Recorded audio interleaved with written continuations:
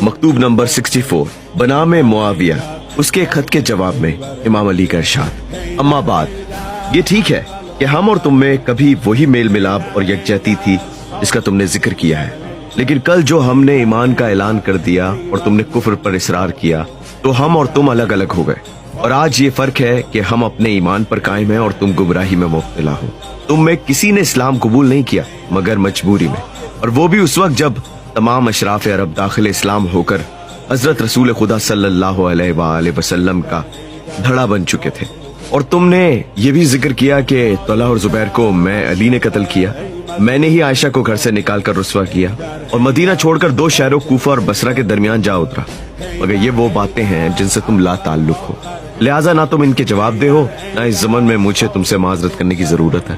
اور تم نے یہ بھی ذکر کیا کہ تم مہاجرین و انصار کے لاؤ لشکر کے ساتھ مجھ سے ملنے آ رہے ہو اور لڑائی کا ارادہ رکھتے ہو،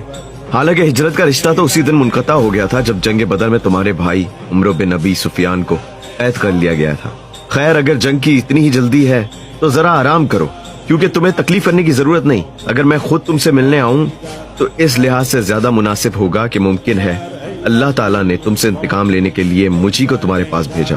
اور اگر تم مجھ سے ملنے آ گئے تو پھر وہی ہوگا جو بنو اسد کے شاعر نے کہا: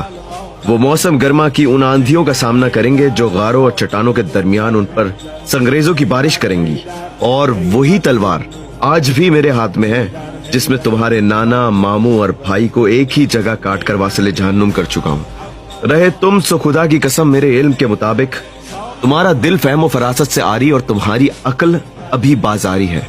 بلکہ زیادہ موضوع ہوگا اگر تم سے یہ کہا جائے کہ تم ایک سیڑھی پر چڑھ گئے ہو جس نے تمہارے سامنے ایسا بھیانک منظر پیش کر دیا ہے جو تمہارے مخالف ہے، موافق نہیں۔ وجہ یہ ہے کہ تم وہ چیز تلاش کرنے لگ گئے ہو جو تم نے کھوئی ہی نہیں،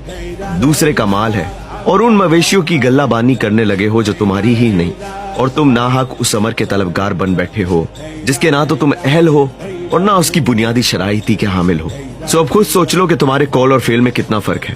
اور تمہیں اپنے چچاؤں اور ماموں سے کتنی قریب کی مشابہت ہے، جنہیں بدبختی اور آرزوئے باطل نے حضرت محمد صلی اللہ علیہ وسلم کا انکار کر دینے پر ابھارے رکھا۔ چنانچہ تمہیں اچھی طرح معلوم ہے کہ انہیں پچھاڑ کر کہاں کہاں مارا گیا، نہ تو وہ مصیبت کے وار کو روک سکے، نہ اپنے محفوظ مقامات کی حفاظتی کر سکے۔ ان کا یہ حشر ان تلواروں کی مار سے ہوا جو میدان جنگ کو چھوڑتی ہی نہیں اور جن میں نرمی کا گزر تک نہیں۔ اور تم نے عثمان کے قاتلوں کا بار بار ذکر کیا ہے، سو جس دائرہ اطاعت میں وہ لوگ داخل ہو چکے ہیں تم بھی بیعت کر کے داخل ہو جاؤ، پھر میری عدالت میں ان لوگوں کا مقدمہ پیش کرو تاکہ میں کتاب خدا کے مطابق تمہارے اور ان کے درمیان فیصلہ کر دوں۔ رہی وہ بات جو تم چاہتے ہو، سو وہ ایک فریب ہے